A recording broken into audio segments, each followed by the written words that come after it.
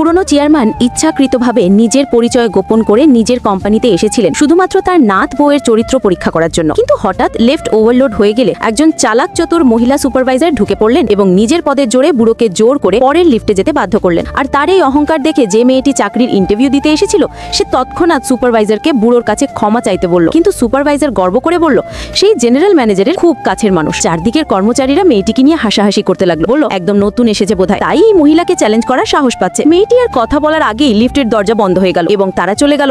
পরে বুড়ো লোকটি মেয়েটিকে ধন্যবাদ দিলেন, জেনে নিলেন যে সে ইন্টারভিউ দিতে এসেছে। তখন দৃঢ় কণ্ঠে বললেন তুমি অবশ্যই পাশ করবে। কিন্তু বুড়ো জানতেন না যে তার সামনের এই মেয়েটি আসলে তার নাত বউ। 1 বছর আগের কথা, যখন ছেলেটি সবে পারিবারিক কোম্পানির দায়িত্ব নিয়েছে, তখন দাদুর বিয়ে করার চাপে অতিষ্ঠ হয়ে সে তার অ্যাসিস্ট্যান্টকে বলেছিল যে কোনো একটা মেয়ে ঠিক করে দিতে, শুধু নকল বিয়ের জন্য। ঠিক একই সময় মেয়েটিও তার বাবা মায়ের ঠিক করে দেওয়া ছেলের সঙ্গে বিয়ে করলে $1 লাখ পাবে এই শর্তে বিয়ে করতে রাজি হয়েছিল। কিন্তু বিয়ের দিন যাওয়ার পথে তার গাড়ি ব্রেক ফেল করলো। হঠাৎ দুর্ঘটনায় সে ওই ছেলেটিকে ধাক্কা মেরে ফেলল। ছেলেটি ভুল করে ভাবলো এই মেয়েটি তার অ্যাসিস্ট্যান্টের জোগাড় করে দেওয়া মেয়ে। সে আর দেরি না করে মেয়েটিকে টেনে নিয়ে গিয়ে বিয়ে রেজিস্ট্রি করিয়ে ফেললো। মেয়েটিও তো বিয়ে করতে যাচ্ছিল, তাই সে কোনো সন্দেহ করলো না। বিয়ের পর ছেলেটি মেয়েটিকে একটা ব্যাংক কার্ড দিল, তাতে ছিল নকল বিয়ের পারিশ্রমিক হিসেবে $1 মিলিয়ন।